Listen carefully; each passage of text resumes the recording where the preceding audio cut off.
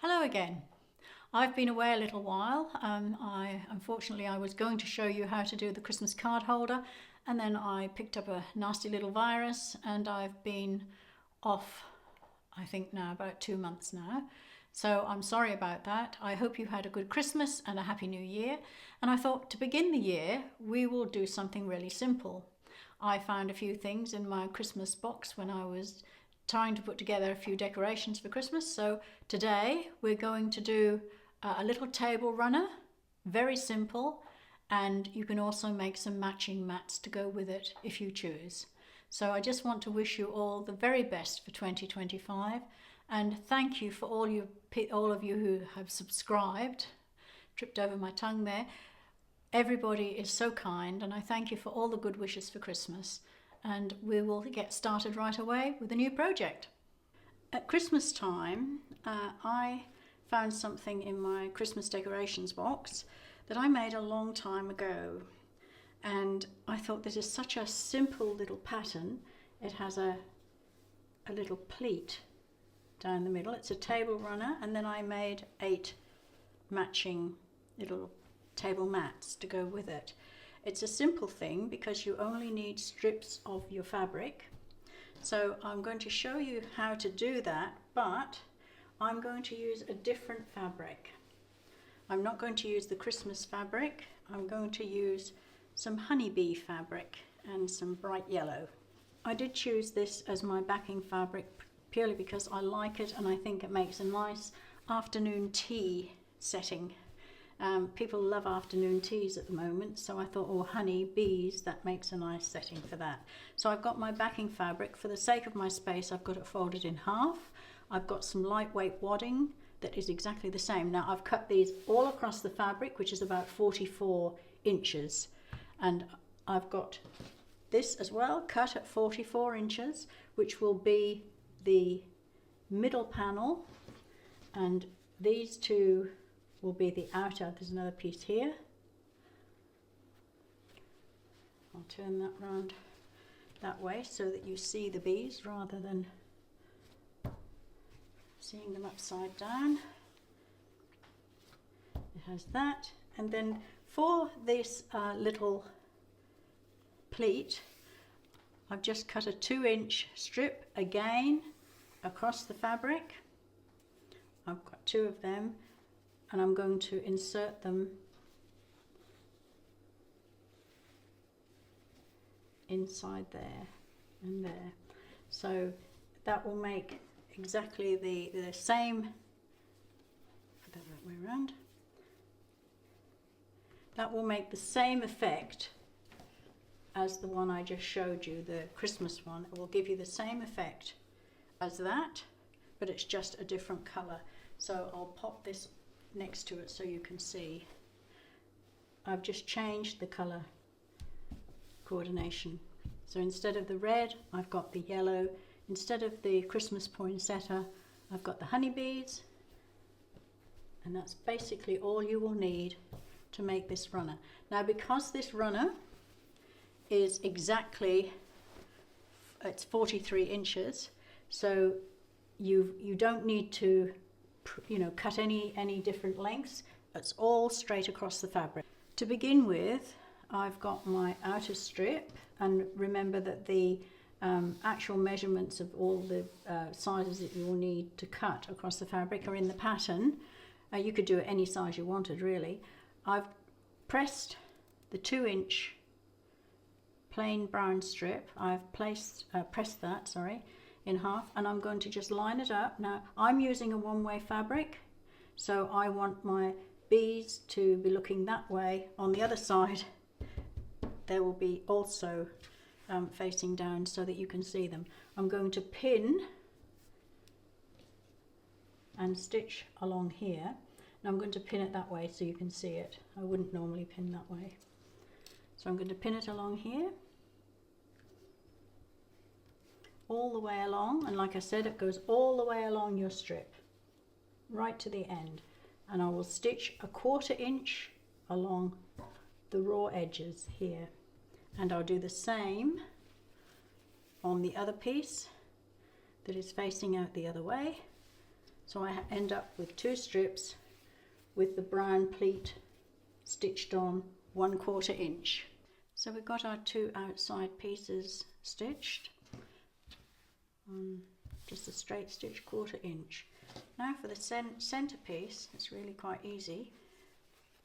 Right sides together this time here. We're going to pin it all the way along here. So pin it and you'll form your pleat. So just lay it out. Again, you've got all your fabrics are cut across the 43, 44 inches. So it's not too difficult because you don't have to shape them or do anything yet. So I'm going to pin it along the first edge, which is this one. Bees, you're looking at the beads, it's a one-way fabric. And then I'm going to put this piece on the other side. But I'll do this piece first and then I'll come back and show you how I pin that on.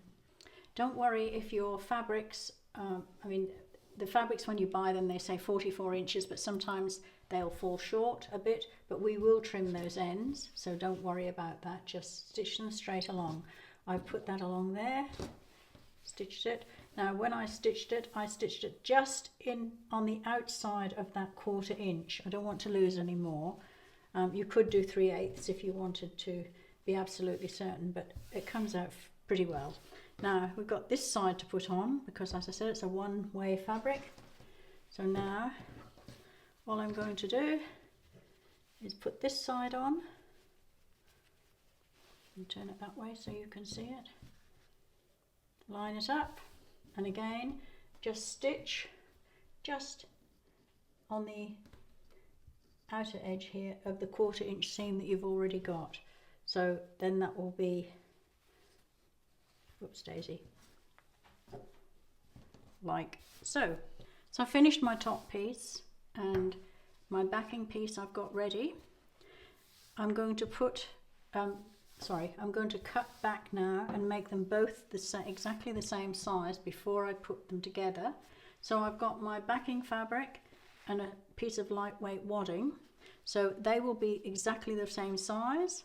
So I'll put them together. I'm going to stitch all the way around, leaving about 6 inches, 5-6 inches gap to turn. It's all going to be turned inside out. Now if you've used wadding, you know for a fact when you've got a seam it can get a little bit bulky, so I always cut my wadding back to the seam as far as I can, so that when you turn it inside out you don't get that huge bulk. So cut them back to the same size. Now your fabric might be slightly different to mine, they could be wider or whatever you've chosen. So cut both pieces back now and the wadding to exactly the same size, stitch around leaving the gap for turning on one long side, about 5 inches.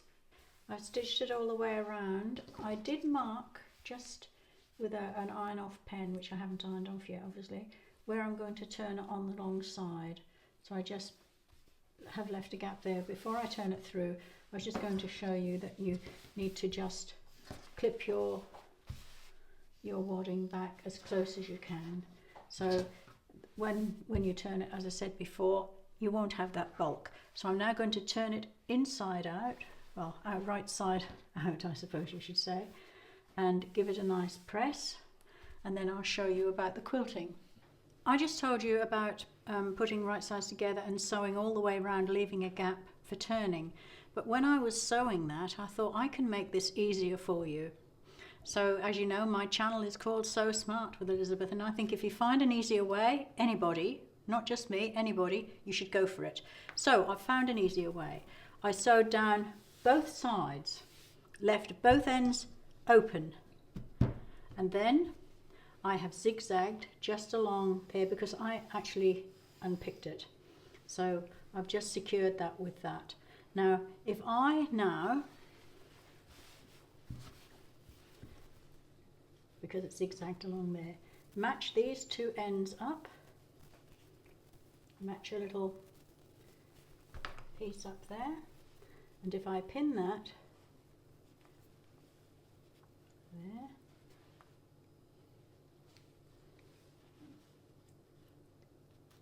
And there. When I turn it to the right side,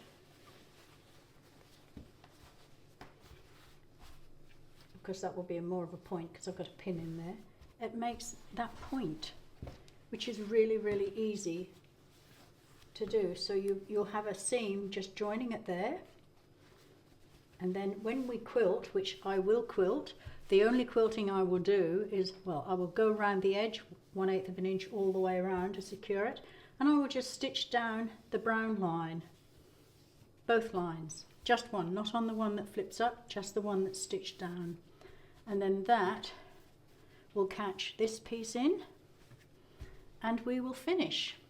Before I just top quilt it, I thought I would just show you. So that makes, when you turn it to the right side, it makes that little pocket that you can push out. Don't worry about this. I'm just a little bit out there, about 1/8 of an inch out there, but that does happen. And I've got one on the other end, so that's much neater. So now I'm now going to top stitch round here, all the way round, and then quilt just down that stitched, not the flap, remember, round down that line, both sides. So I've stitched the corner down, has a little pocket as you can see because we folded it over and we stitched underneath the end pieces. So it's now completed. I have top stitched in the ditch all the way down the secure side of the little flap, so it's all complete, all finished. It's a much easier way than binding and doing all the other stuff that takes ages. I have made this plus another project in a morning, so I'm sure you can do it equally as quickly. If some of you maybe even be able to do it faster. But if you've enjoyed this, you could also make matching mats like I did for the other one, just 12-inch squares, done in the same way, backing on, no different. So if you've enjoyed doing it and watching me do it today, then I hope that you will give us a thumbs up and subscribe.